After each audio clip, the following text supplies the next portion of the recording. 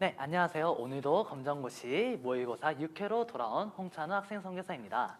자, 이제 검정고시가 진짜 얼마 남지 않았는데 이럴수록 더욱 집중해서 파이팅하면서 함께 나가보도록 합시다. 자, 1번 문제 바로 가보겠습니다.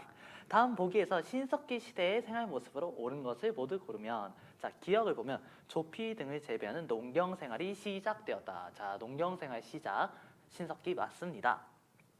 자, 니은 계절에 따라 이동 생활을 하면서 동굴이나 강가의 막집에서 살았다. 자, 동굴 막집 나오면 이거는 구석기 시대라고 볼 수 있죠. 그래서 니은은 아닙니다. 자, 디귿 커다란 권력을 가진 부족장이 생산 활동을 지휘하였다. 자, 부족장이 나왔습니다. 이 말은 뭐다? 신분제도가 생겼다는 얘기겠죠. 그러면 이거는 청동기에 관련된 말이겠습니다. 그래서 디귿은 아니고요. 리을 가락바퀴와 뼈바늘을 이용하여 옷을 지어 입었다. 자, 이것도 신석기 시대의 대표적인 유물이라 할 수 있습니다. 그래서 기억, 리을을 답으로 하고 있는 3번이 정답이라고 할 수 있습니다. 자, 2번 넘어가 보도록 하겠습니다. 다음을 통해 알 수 있는 삼국시대의 특징에 대하여 바르게 설명한 것은, 자, 제가회의, 정사암회의, 화백회의. 자, 조건호 씨? 조건호 씨? 네. 자, 제가회의, 정사암회의, 화백회의, 이게 무엇이죠? 귀족들의 네, 그 귀족들의 통치 그거예요. 네, 통치네, 귀족회의 맞습니다. 자, 그래서 왕권이 강화되었다. 자, 귀족회의라는 거니까 왕권이 강화될 리가 없죠. 1번은 틀렸습니다. 자, 2번 귀족 중심의 정치를 하였다. 자, 귀족회의니까 2번이 정답이겠죠. 자, 3번 군장들의 지위가 강화되었다. 군장들에 대한 지위가 나오려면 역시 청동기여야 되겠죠. 시기적으로 맞지 않습니다. 3번은 틀렸고요. 4번 엄격한 신분제도가 마련되었다. 이거는 신라의 골품제도에 대한 설명인데 귀족회의하고는 별 상관이 없죠. 그래서 4번도 아니어서 답은 2번이 되겠습니다. 자, 3번 넘어가 보도록 하겠습니다. 다음에서 알 수 있는 고조선 사회에 관한 내용. 사람을 죽인 자는 사형에 처한다. 남을 다치게 한 자는 곡물로서 갚는다. 도둑질 한 자를 잡아다가 종으로 삼는데 용서를 받으려면 많은 돈을 내야 된다. 자, 장하준 씨, 이게 뭐죠? 네, 맞습니다. 팔조법이죠. 팔조법 관련 문제가 되겠습니다. 1번 개인의 생명과 노동력을 중요히 여겼다. 네, 맞습니다. 자, 2번 넘어가 보겠습니다. 사회 구성원 간에 평등하였다. 네. 이거를 설명하기 전에 먼저 팔조법에 대해서 간단하게 설명하라고 넘어가는 게 낫겠네요. 팔조법에 남아있는 조항이 3개가 남아있는데 이 3개를 통해서 알 수 있는 것도 딱 3개가 있어요. 첫 번째, 생명을 중시하였다. 이거하고 같은 의미로는 노동력을 중시하였다라는 것을 알 수 있죠. 그래서 이걸 통해서 쭉쭉쭉쭉 이제 연장선이 가면 농사를 짓는 사회였구나까지까지 갈 수 있다는 거. 자, 두 번째, 사유재산이 있었다라는 것을 알 수 있습니다. 자, 곡물로서 갚는다 이 내용을 통해서 알 수 있죠. 그리고 세 번째, 신분제도가 있었습니다. 도둑질 한 자는 잡아다 종으로 삼는다라는 내용이 있죠. 자, 그래서 2번은 평등하였다? 아닙니다. 신분제도가 있었습니다. 평등하지 않았어요. 그래서 2번이 정답이 되겠죠. 3번 한번 계속 봐볼게요. 사유재산이 발달하여 빈부의 차이가 있었다. 자, 사유재산 있었습니다. 4번 지배계층과 피지배계층으로 나뉘어져 있었다. 자, 신분제가 있었다고 했죠. 4번도 정답이 되겠습니다. 그래서 3번의 답은 2번이라 할 수 있겠습니다. 자, 4번 넘어가 보도록 하겠습니다. 자, 다음 보기에서 법흥왕 때 있었던 일을 모두 고르면, 자, 법흥왕 키워드 3개 뭐라고 했었죠? 율령, 불교, 그리고 금관가, 이렇게 3개 되겠습니다. 한번 봐볼게요. 불교 공인 기억 맞죠? 니은 율령 반포, 이것도 맞죠? 우상국 정복, 자, 우상국은 지증왕입니다. 지증왕. 그래서 아니죠. 리을 한강 유역 차지, 한강 유역은 또 진흥왕입니다. 그래서 리을도 아니죠. 미음 금관가야 전복, 이렇게 맞죠. 그래서 딱 키워드만 나왔네요. 기역, 니은, 미음. 그래서 답은 1번이 되겠습니다. 5번 다음 시와 관련이 깊은 내용은, 자, 신묘한 계층은 천문을 꿰뚫어 볼만하고 오묘한 전술은 땅의 이치를 모조리 알도다. 전쟁에 이겨서 공이 이미 높아졌으니 만족을 알거든 그만 돌아가시구려. 이거 처음 나왔을 때 좀 당황하신 분들 있을 수도 있으실 거예요. 하지만 이거 외워주세요. 이런 식으로 나올 수도 있어요. 이거는 을지문덕이 수나라 장수 우중문한테 쓴 답 우중문시에 대한 내용입니다. 그래서 자, 을지문정 나왔죠. 그러면 고수전쟁에서 살수대첩이라고 볼 수 있겠습니다. 자, 그래서 답은 4번 살수대첩이 정답이겠죠. 자, 안시성 정투는 뭐냐? 안시성 전투는 당나라하고 싸웠던 내용이죠. 양만춘이 키워드로는 솔직히 안 나올 것 같습니다. 왜냐하면 양만춘이라는 사람이 실제로 존재했는지 존재 안 했는지가 아직 정확히 밝혀지지 않았기 때문에 아마 나온다면 뭐 안시성 성주 이런 식으로 나오거나 아니면 당나라하고 싸웠다 이런 식으로 해서 안시성 전투가 나올 수는 있긴 합니다. 자, 2번 귀주대첩 같은 경우에는 아예 이제 고구려가 아닙니다. 고려하고 거란하고 싸웠던 그런 전쟁입니다. 이때 활동했었던 장군 이름이 강감찬 장군님 되시겠습니다. 자, 3번 매수성 전투. 매수성 전투 때는 신라하고 당나라하고 싸운 통일전쟁 시기 때 내용입니다. 통일전쟁, 삼국 통일전쟁 때 나당전쟁에서 외워줘야 되는 키워드가 딱 2개 있죠. 매수성 전투, 기벌포해전. 네, 이렇게 해서 답은 4번 살수대첩이 정답이 되겠습니다. 자, 6번에서 설명하는 6번 다음에서 설명하는 가나에 들어갈 알맞은 말은 당나라에서 귀국한 뒤 가는 완도에 나를 설치하여 해적을 소탕하였고 남해와 황해 해상무역을 장악하였다. 자, 당나라에서 귀국했다 이렇게 하면 두 사람밖에 안 나요. 일단은 최치원 아니면 장보고예요. 그런데 완도가 나왔어요. 해상무역권을 장악했대요. 그럼 누굽니까? 장보고겠죠. 그럼 장보고에서 설치한 게 뭡니까? 정해진이겠죠. 그래서 답은 3번이 되겠습니다. 자, 견훤은 후백제를 세웠던 사람이니까 나온다면은 견훤이 완산주에서 후백제를 세웠다 정도로 나오겠죠. 최승로면 최승로는 아예 시대가 달라요. 고려 시대입니다. 최승로가 나온다면 성종 때 시무 28조하고 엮여서 나오겠죠. 그래서 답은 3번 장보고 청해진이 되겠습니다. 자, 7번 다음 내용은 어떤 세력을 설명한 것인가? 신라 말기 지방의 토착 세력으로 성주 또는 장군이라고 불리었다. 자, 신라 말기 그럼 누굽니까? 무조건 호족 아니면 육두품이 나와주겠죠. 근데 성주하고 장군이라고 했으니까 네, 일단 계속 읽어가 보겠습니다. 사병과 농장을 소유하였다. 중앙정부의 통제에서 벗어나 있었다. 그리고 불교의 선종과 결탁하였다. 이거면 뭐다? 호족이다. 그래서 답은 3번 호족이 되겠죠.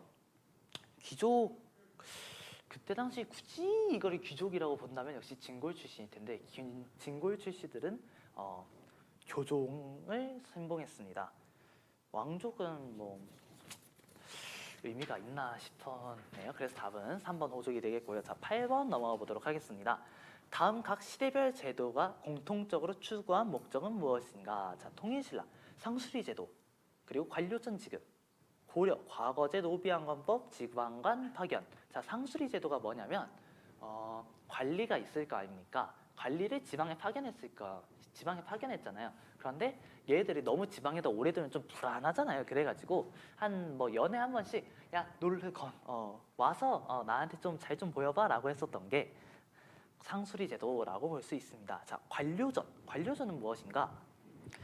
관료전은 원래 신라 관리들한테 다 나갔었던 게 노급이라는 거였는데 노급은 거기서 백성들한테 세금을 걷는데 거기 노동력까지 포함돼서 세금을 걷었었어요. 근데 관료전은 이 노동력을 빼고 줬었던 게 관료전이죠. 자, 고려시대 과거제 노비안관법 이건 누굽니까? 광종이죠. 그리고 지방관 파견 이때는 성종이 최승로의 시무 28조의 내용을 따라서 지방의 지방관을 파견하였던 그러한 내용으로 볼 수 있습니다. 자, 이 내용들에서 공통적으로 추구하고 있는 게 뭘 것 같나요? 자, 일단은 왕한테 좀 잘 보여. 그리고 너네 좀 힘 좀 깎자. 야, 왜 이렇게 애들이 많아? 그리고 내가 좀 믿을 수 있는 만한 애들 좀 뽑을게. 지방에 좀 누구 좀 보내야겠어. 이게 뭡니까? 다 왕권 강화죠. 그래서 답은 4번 왕권 강화가 되겠습니다. 자, 9번 가보도록 하겠습니다. 다음과 같이 주장한 인물이 일으킨 봉기의 목적은 자, 국가에는 무신정변 이래 귀족 고관들이 천한 무리들 가운데서 많이 나왔다.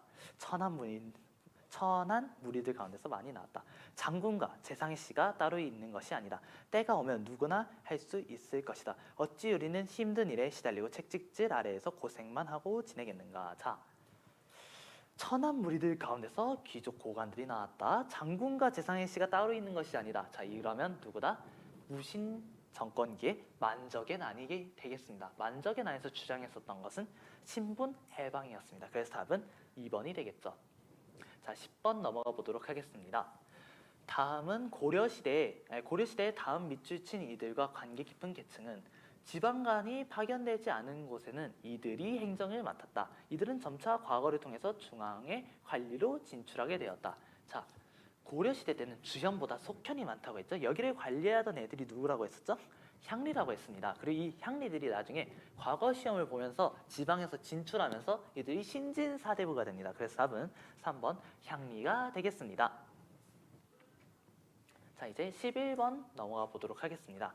10번에 나와 있는 남반, 화척 처음 들어보셨죠? 답이 아닐 가능성이 커요. 네, 넘어가시면 되고 양반 같은 경우에도 이건 조선시대잖아요. 답일 리가 없죠. 그래서 답은 3번 향리가 되겠습니다. 11번 다음 보기의 사건들이 발생한 순서가 빠른 것. 자, 기역은 서해의 강동육주 회복이고 니은은 강감찬의 귀주대첩, 그리고 디귿은 윤관의 동북구섭, 리을은 천리장성과 개성의 나성축소가 되겠죠. 자, 이거는 고려의 대외 관련 문제인데, 자, 고려에 쳐들어왔었던 나라들이 총 4개가 있죠. 4개의 세력이. 일단 첫 번째 거란이 쳐들어옵니다. 그 다음에 누가 쳐들어옵니까? 여진족이 쳐들어오죠. 그 다음에는 몽골이 쳐들어옵니다. 그 맨 마지막에는 여진족하고 홍건족이 같이 쳐들어와요.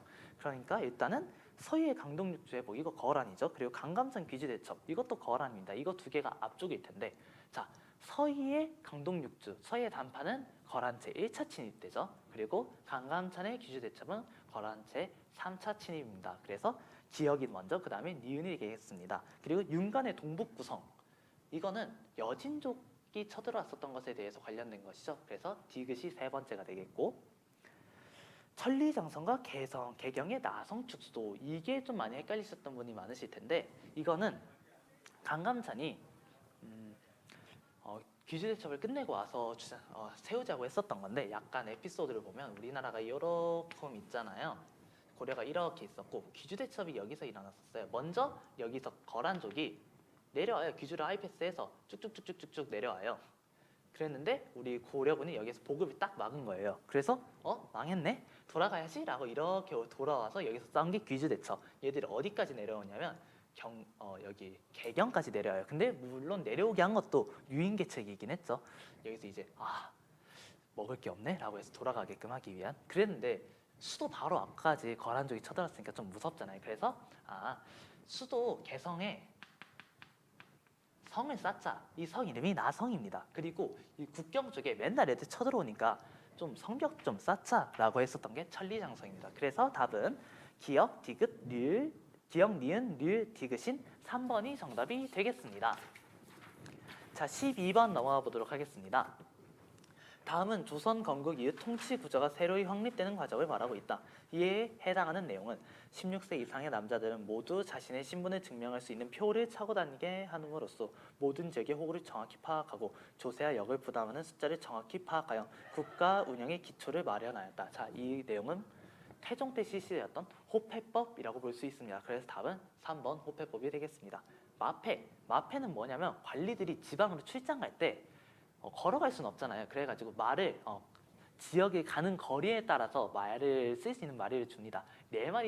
마패가 말이 4마리다. 그럼 진짜 멀리 가는 거고, 한 마리다. 근처 어느 정도 가는구나. 약간 이런 식으로 알 수 있었던 거죠. 두 번째, 교지. 이거는 처음 들어보셨을 수도 있는데, 교지는 뭐냐? 왕명이 적힌 문서입니다. 왕이 내리는 명령 문서. 이거를 교지라고 불렀습니다. 그리고 네 번째, 공명첩 같은 경우에는 임진왜란 이후 재정이 궁핍해지니까 신분을 팔았던 게 바로 공명첩이죠. 그래서 답은 3번 호패법이라고 볼 수 있습니다.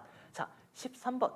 다음 중 조선의 정치 기구와 그 기능이 바르게 연결된 것은, 자 지난번 시험에서 이거하고 비슷한 문제가 나왔는데 또 나왔네요. 한번 보도록 하겠습니다. 승정원, 국왕에게 간쟁. 자, 국왕 간쟁.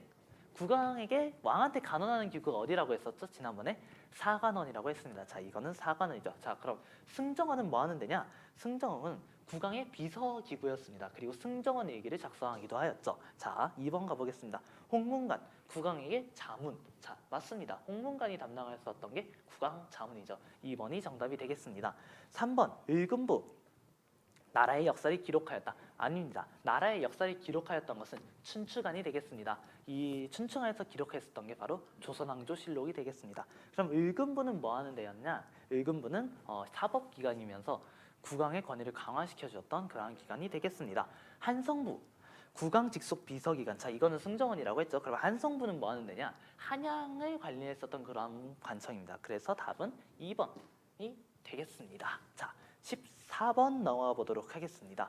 조선시대 지방의 행정, 사법, 군사권을 관할하던 관리는 무엇인가? 자, 답은 1번 수령이 되겠습니다. 좀 친근한 말로는 사또원님이 있겠죠.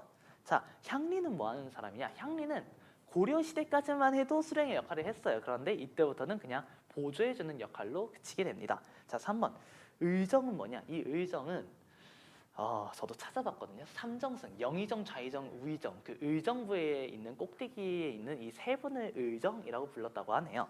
자, 암행어사, 암행어사는 지방으로 돌아다니면서 지방에 있는 관리들의 비리를 감찰하였던 그러한 자들이었습니다. 그래서 답은 1번 수령이 되겠습니다.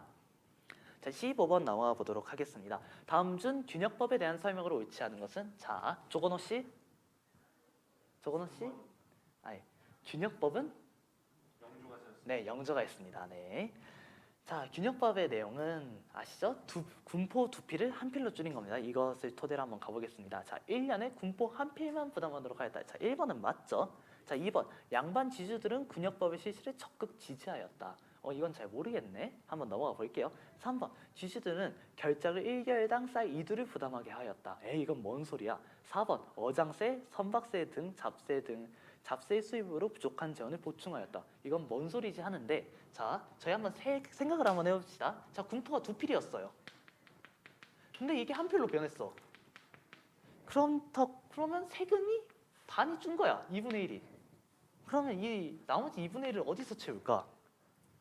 2분의 1을 채우는 방법이, 그러면 이제 좀 돈이 많은 사람들한테서 좀 뜯어오자라고 해서 지주들, 땅이 많은 사람들한테 1결당 쌀 2두를 추가로 더 징수를 했고요. 그리고 어장세, 선박세라고 해서 약간 이거는 고위 관리들 아니면 왕이 가지고 있는 그런 거였거든요. 그런 거에서 추가적인 세금을 부과함으로써 이 2분의 1로 줄인 것에 대한 추가적인 재원을 마련하였다고 볼 수 있습니다. 그래서 3번, 4번이 정답이 되고요. 답은 2번이 되겠습니다. 왜? 당연히 싫어하겠죠. 세금이 추가로 더 들어왔으니까 싫잖아. 그래서 답은 2번이 되겠습니다. 자, 16번. 다음과 관련 있는 사상은, 자, 조선 후기 사회 모순을 비판하고 해결하려고 한다. 토지제도 개혁, 상공업 발달 등을 주장하였다. 대표적인 학자로 정약용, 박지원 등이 있었다. 자, 이러면 누구다? 바로 실학이다라는 걸 알 수 있죠. 답은 2번. 자, 도교는 약간 무위자연자들 지금 도덕 공부하고 있잖아요. 네, 아무런 상관이 없고요. 양명학은 뭐 하는 데냐면요. 얘도 조선 후기 때 생겼던 건데요. 조선 후기 때 생겼던 건데 약간 우리로 치자면 약간 야고보 마냥 실천을 좀 강조했었던 그러한 유학이라고 볼 수 있습니다. 그리고 4번 풍수지리설은 약간 부동산이죠. 이 산맥에 따라서 여기에다 집을 지으면 잘 될 거다, 여기에 몇 자리를 두면 잘 될 거다 나가는 그러한 약간 민간 풍속신앙이라고 볼 수 있습니다. 그래서 답은 2번 실학이 되겠습니다. 자, 17번 가보겠습니다. 다음 내용과 관련이 있는 지역을 고르면 고려 시대 때 몽골의 침입으로 수도를 옮긴 곳, 그리고 프랑스군이 외교장과 의계 등 각종 문화재를 약탈, 그리고 일본과 최초의 근대적 조약을 체결한 곳. 자, 여기는 어디입니까? 강화도죠.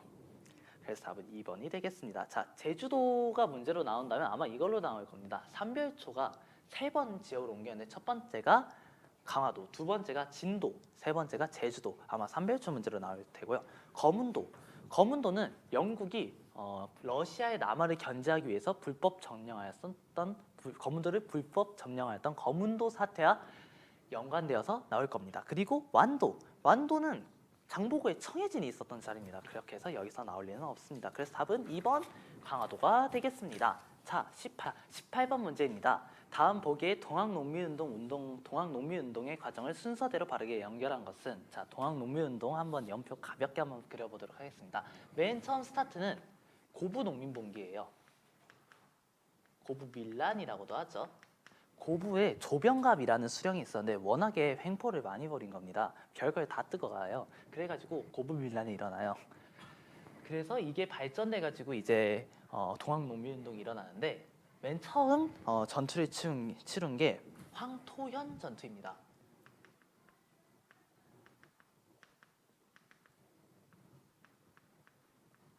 그리고 그 다음에 싸운 게 황룡촌 전투가 되죠.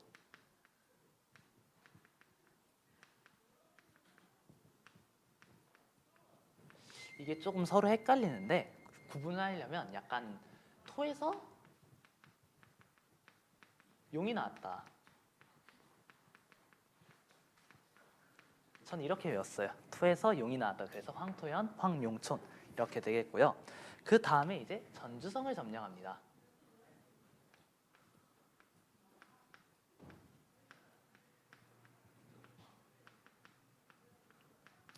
이때 이제 명성황후가 청나라한테 SOS를 하는데 그때 당시에 체결됐던 조약이 청나라가 일본하고 체결됐었던 조약이 텐진 조약이라는 내용이 있습니다. 그 내용이 뭐냐?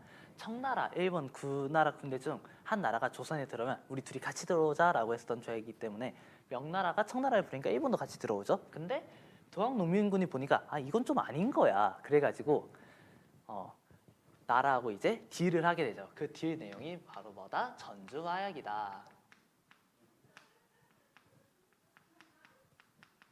그래서 여기서 이제 집강소를 세우게 되죠.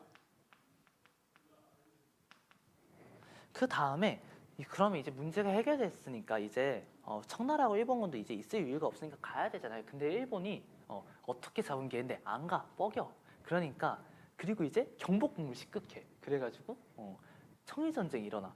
동학농민군이 보니까 이건 좀 아닌 거지. 그래가지고 다시 한번 시작합니다. 2차 분기가 시작되죠. 여기까지가 1차고요. 이때부터가 2차인데 2차는 역시 우금치 전투만 알아두시면 됩니다. 우금치 전투에서 일본군한테 패배하면서 동학농민운동이 끝나게 되죠.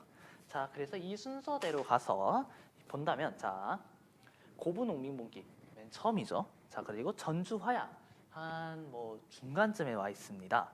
그리고 황토현 전투 이게 좀 더 앞쪽에 있죠. 고부농민분기 바로 뒤쪽이니까. 그리고 공주 우금치 전투 우금치 맨 마지막. 그래서 답은 기역, 디귿, 니은, 리을을 하고 있는 2번이 정답이 되겠습니다.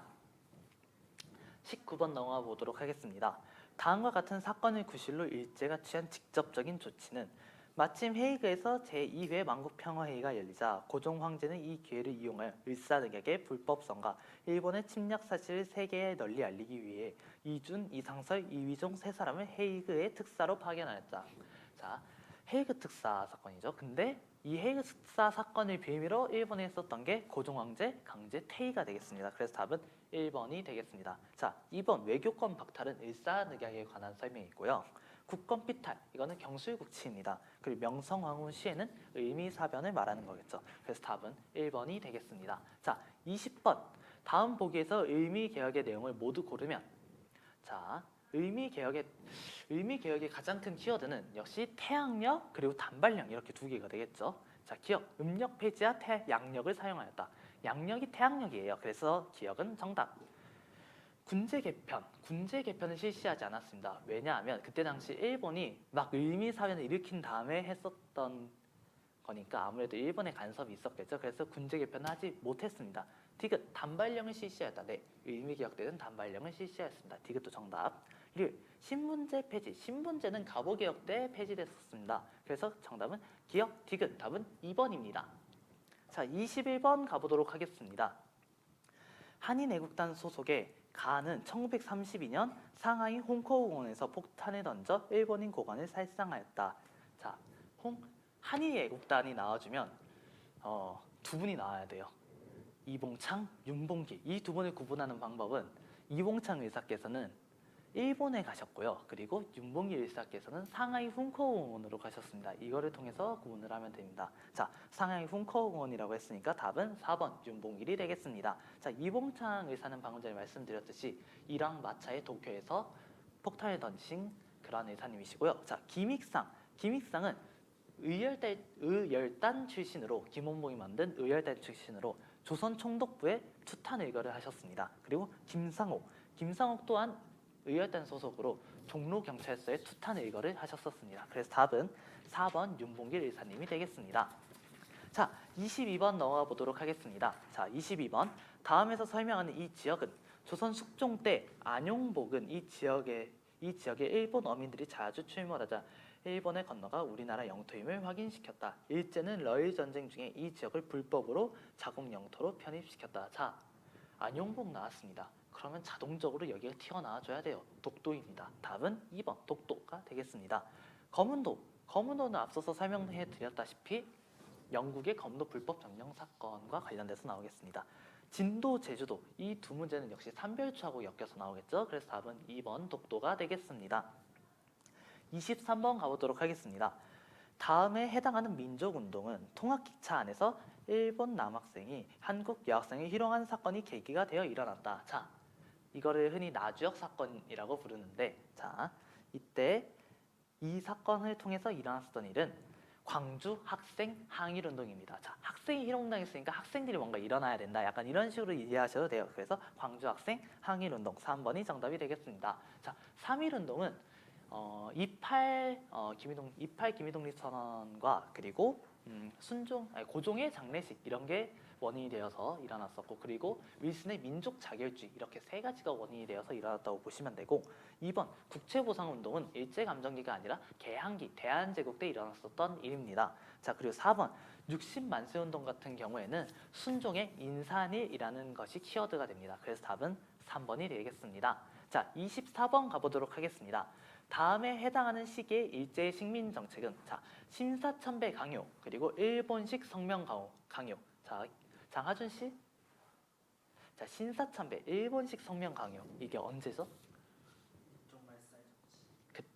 오케이, 네, 민족 말살 정치기 1930년대에서 40년대죠. 자, 이거 통해서 한번 가보도록 하겠습니다. 자, 1번 조선 태양령 이거는 1910년대 무단 통치기입니다. 그래서 1번은 아니고요. 자, 2번 한국신민서사암송. 자, 이거는 3, 40년대 민족 말살 통치기가 맞습니다.